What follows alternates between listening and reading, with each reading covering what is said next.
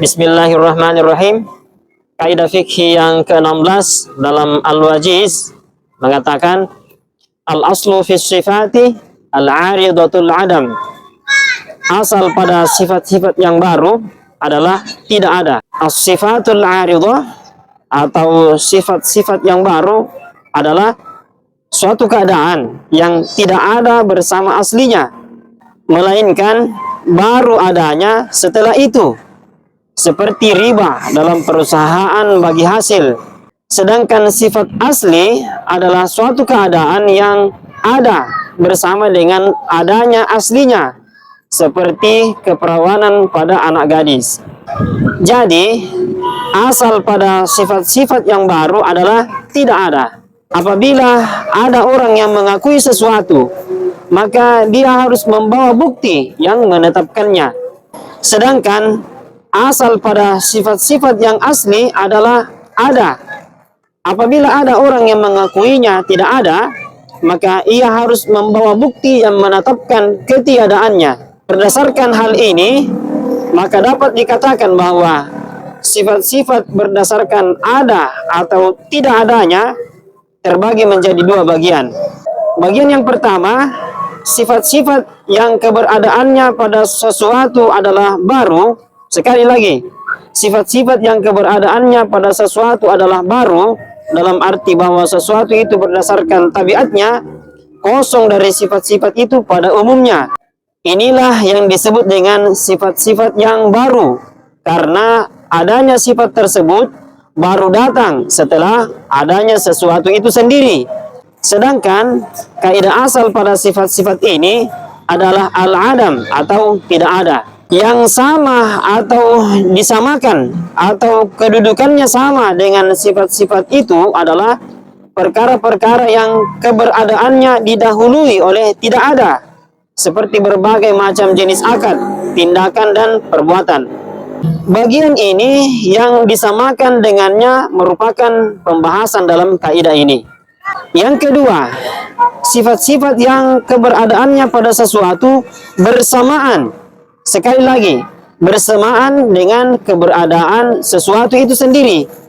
Artinya, keberadaannya berbarengan dengan adanya sesuatu itu, sehingga secara alami sesuatu itu termasuk bagian darinya, atau secara umum termasuk bagian darinya. Inilah yang disebut dengan sifat asli. Sedangkan kaidah asal dari sifat-sifat itu adalah al-wujud atau ada. Misalnya, keperawanan pada anak gadis disamakan dengan sifat asli atau sifat baru yang keberadaannya ditetapkan pada suatu waktu. Maka kaidah asal pada sifat tersebut adalah al-baqa atau terus-menerus ada setelah keberadaannya ditetapkan. Adapun contoh dari kaidah fikih yang ke-16 ini adalah di dalam syariat Islam dikenal istilah mudharabah, yakni akad kerjasama usaha antara pemilik modal atau pemilik dana atau sahibul mal dan pengelola usaha atau mudharib.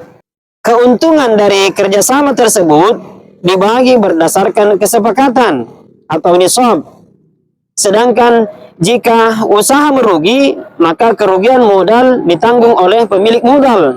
Sedangkan pengelola atau mudharib menanggung kerugian berupa hilangnya tenaga dan waktu. Terkecuali jika kerugian terjadi karena kelalaian atau pelanggaran kesepakatan oleh pengelola, maka pihak pengelola yang wajib bertanggung jawab penuh.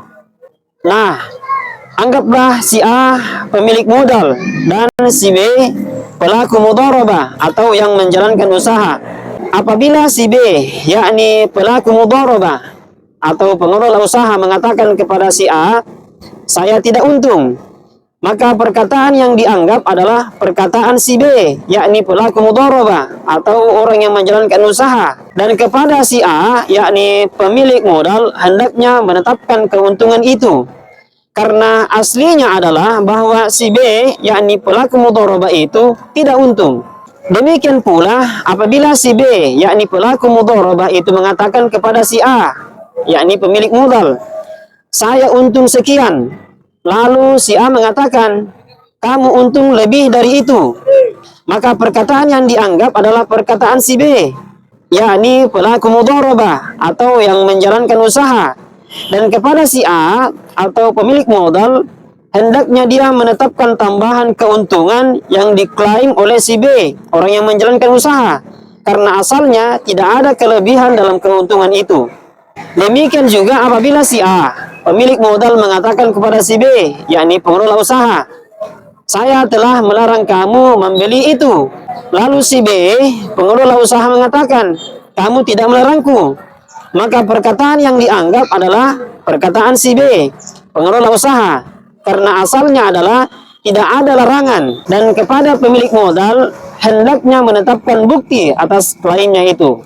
Wallahu a'lamu bishawab.